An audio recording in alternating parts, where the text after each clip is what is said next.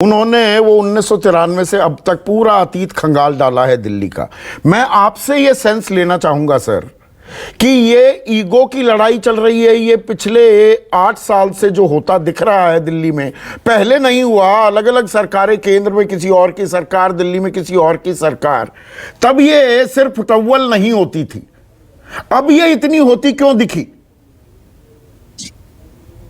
ये political statement है, इसमें मैं कुछ कमेंट नहीं कर सकता हूं, मगर ये जरूर कह सकता हूं कि तालमेल की कमी रही।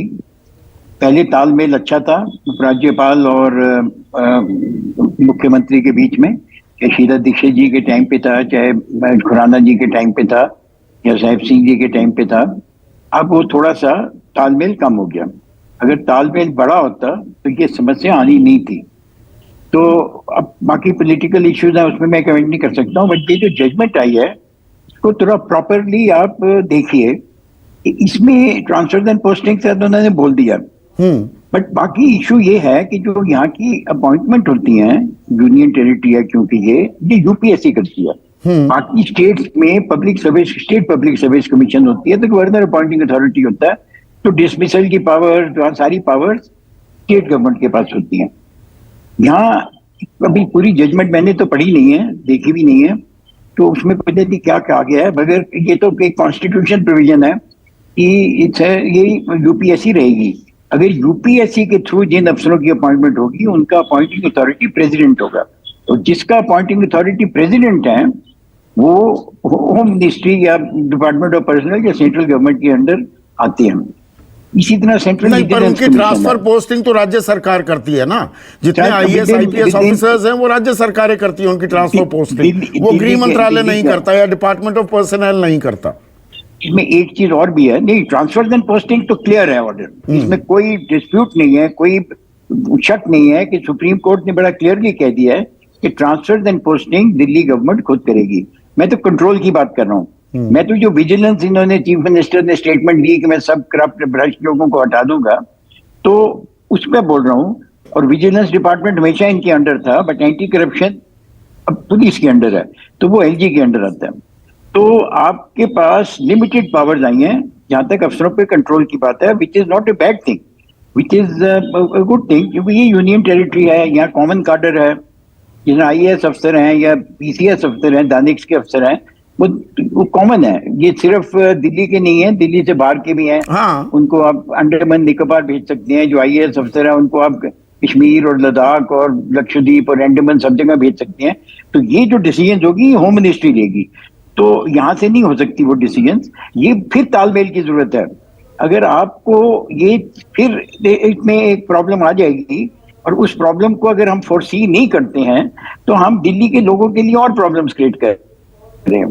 तो तालमेल रखना बहुत जरूरी है। तो ये तालमेल आपको होती दिख रही है। देखिए अभी चर्चा के दौरान उमेश सहगल साहब, आप क्योंकि मुख्य सचिव रहे हैं, बाकायदा बोला अभी जैस्मीन शाह ने कि मुख्य सचिव के या सचिवों के वो बैठक बुला रही है कैबिनेट, कुछ वो आएंगे नहीं, पीए फोन कर रहे हैं जी, कहने पर जाएंगे नहीं, एलजी की बात मानेंगे, मुख्यमंत्री की बात को अनदेखा कर देंगे।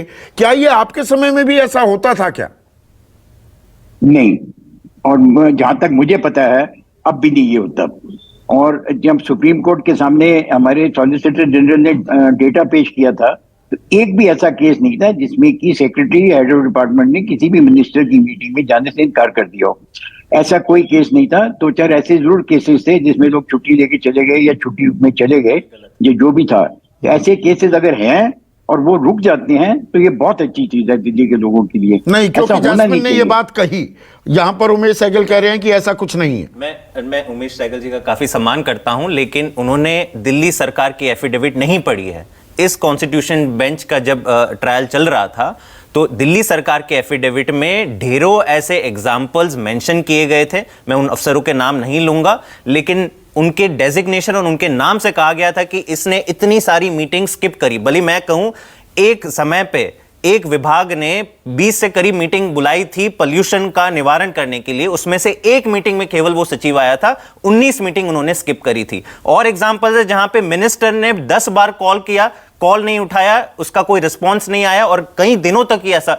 तो मैं इन चीजों में नहीं जाऊंगा। नहीं, मैं केवल एक चीज कहूंगा। एक मिनट जैस्मिन, उमेश सहगल साहब, मूल मुद्दा अगर आप देखिए भाई, मुख्य सचिव सबसे बड़ा प्रशासनिक अधिकारी किसी भी राज्य का, पूर्ण राज्य का दर्जा हो या ना हो, ठीक, उसकी जवाबदेही दिल्ली के परिप्रेक्ष्य में मैं समझना चाहूंगा, और खास इस फैसले के बाद, और इससे पहले की भी बात बताइएगा, उसकी जवाबदेही, प्राथमिक जवाबदेही एलजी उपराज्यपाल के प्रति होनी चाहिए या मुख्यमंत्री के प्रति? मैं आपको बताता हूँ, चीफ मिनिस्टर सेक्रेटरी का रोल सबसे डिफिकल्ट रोल है यहाँ, क्योंकि वो कैबिनेट के सेक्रेटरी भी हैं। इसका मतलब कि पूरी कैबिनेट की रिस्पॉन्सिबिलिटी उनकी है, और वो पुलिस के हेड भी हैं, पुलिस के भी उनके अंडर आती है, तो पुलिस उनके थ्रू रिपोर्ट करती है लेफ्टिनेंट गवर्नर और होम मिनिस्ट्री को। इसी तरह होम सेक्रेटरी की प्रॉब्लम आएगी। होम सेक्रेटरी भी जेल वगैरह भी देखते हैं, जो कि स्टेट गवर्नमेंट में है, और पुलिस भी देखते हैं, जो कि उनके। इसी तरह लोकल सेल्फ गवर्नमेंट का है, जो कि एनजीडीए वगैरह भी देखते हैं, और बाकी भी सब है। तो ये प्रॉब्लम जो थी, इसको, ये तो चल रही है शुरू से, और ये इस नई डिसीजन से इसका कोई हल नहीं निकला। ये पूरी जजमेंट पढ़नी पड़ेगी। अब चीफ सेक्रेटरी का रोल डुअल है, इसीलिए जो उसकी अपॉइंटमेंट होती है वो होम मिनिस्ट्री करती है, अब भी करती है, और अगर उसके ऊपर कोई एक्शन भी लेना है तो वो भी होम मिनिस्ट्री ले सकती है, बिकॉज वो एक आईएएस अफसर है, सेक्रेटरी लेवल का, उसकी अपॉइंटिंग अथॉरिटी ऊपर होम मिनिस्ट्री में है। इसी तरह जो दानिश के अफसर हैं, उनको भी यूपीएससी के थ्रू अपॉइंट किया गया, उनके भी प्रेसिडेंट अपॉइंटिंग अथॉरिटी हैं। तो ये सब चीजें देखी जाएं। मैं अभी भी ये सोचता हूं कि ठीक है, ये फैसला बहुत वेलकम है, और इसमें कम से कम अफसरों को, अगर ऐसा कर रहे हैं जिस तरह हमें बताया जा रहा है कि मीटिंग नहीं आते, अब उनको थोड़ा डर होगा, मीटिंग अटेंड करेंगे, और जवाबदेही भी अब उनकी और तय होती दिखाई देगी।